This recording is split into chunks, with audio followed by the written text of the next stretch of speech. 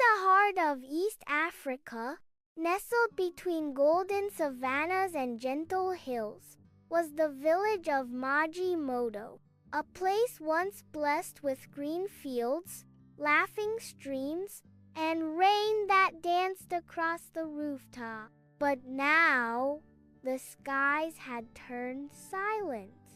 For 3 long years, the rains had forgotten the village.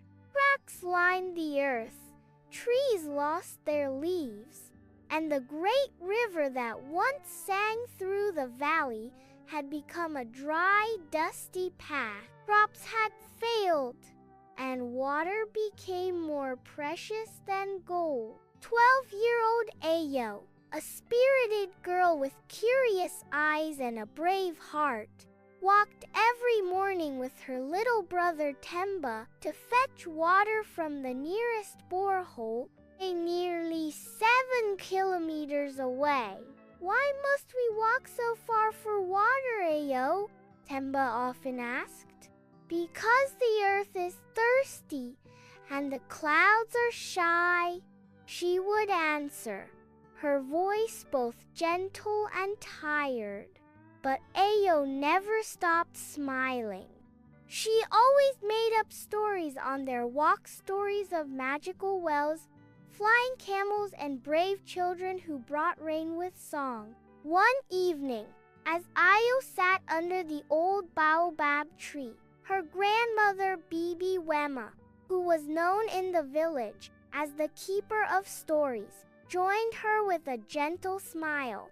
"My child," Bibi Wema said, "do you know the story of the River of Hope?"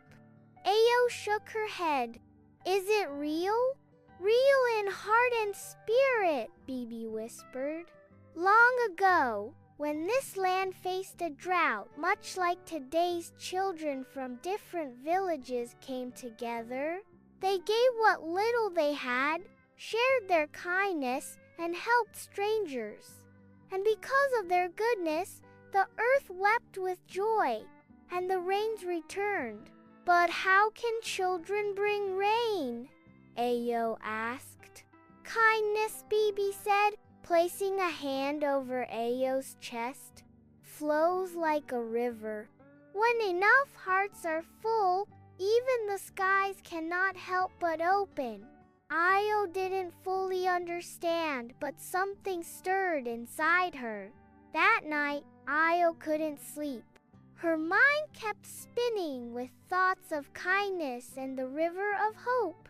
The next morning, as the sun rose like fire over the hills, she stood before the village's water council. "I have an idea," she declared boldly. "Let us help other villages that are worse off than ours." The elders stared in silence. "Even when we don't have much, we have more than some," she continued. "If we share water, food, or even help dig wells, maybe the kindness will bring rain." Some elders scoffed. "We barely survive, and you want to give away what we have?" But Elder Ndogo, the wisest and gentlest of the council, smiled. "Sometimes the smallest among us carry the biggest hope. Let us hear her plan." And so, Ayo's idea became a mission. Ayo, Temba, and a group of children from the village formed the Caravan of Kindness. They gathered dried food, jugs of water, and handmade water filters. They collected seeds and carried messages of hope. They first visited Kijiji Chamua, a village where even the borehole had run dry.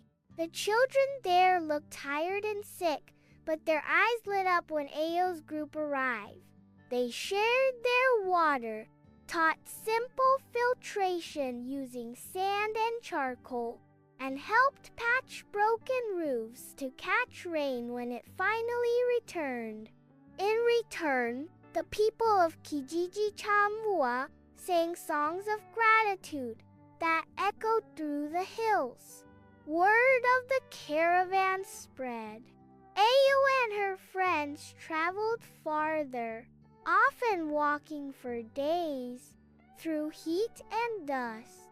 In Gorofa, they found orphans living alone and shared what little they had.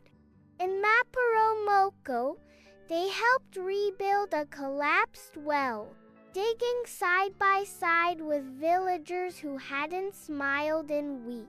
Each time they gave, they received something in return, not gold, not gifts, but friendship, stories and songs that filled their spirit. Still, the skies remained dry.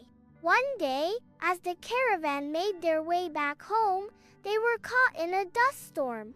Temba fell ill. Their food ran out, and they lost their way. Ayo began to lose hope. "We've given all we had," she whispered through tears. "Why won't the rains come?"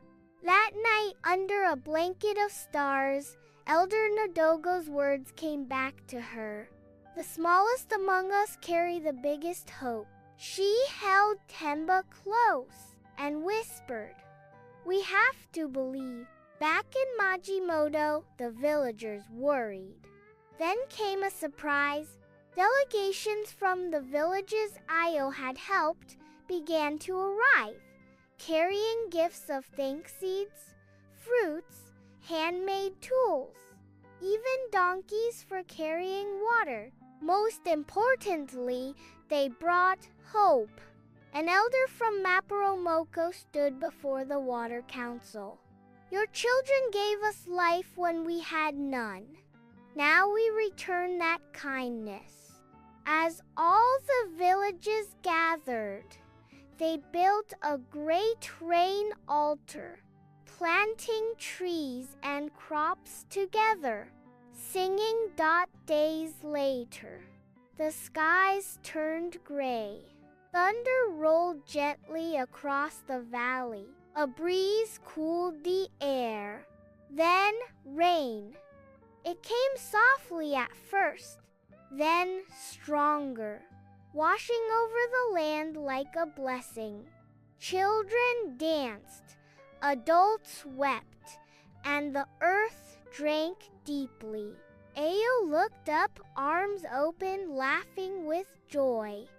"The river of hope is real," she whispered, "and the baobab tree, old and wise, stood proudly watching." With the return of the rain, fields turned green, rivers flowed again, and the land began to heal. Maji Moto became known as a village of kindness, a beacon of hope across the region. Children from far and wide came to learn from the caravan.